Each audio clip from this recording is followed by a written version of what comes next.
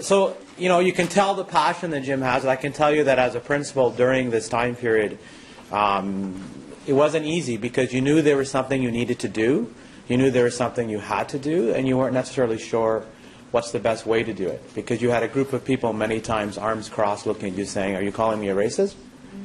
And so what do you do with that? A turning point for me, I've told the story to the panelists. I had a young man who was arrested, went to jail, ends up in a school. The school calls and says, can you send us his timetable? I looked at his timetable, and I'm sure Jim can predict what was on that timetable, so I lied. And I said he was in all academic courses. The person on the other end says, we don't have those books. And I said, well, I'll send them to you.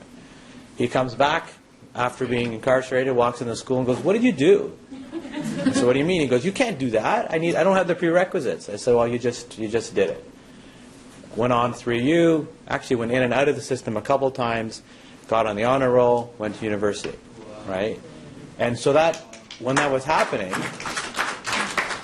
it's a great story, but that was one kid. So if there's one, where are the rest? And how do you share that with the staff in a way it changes what they do?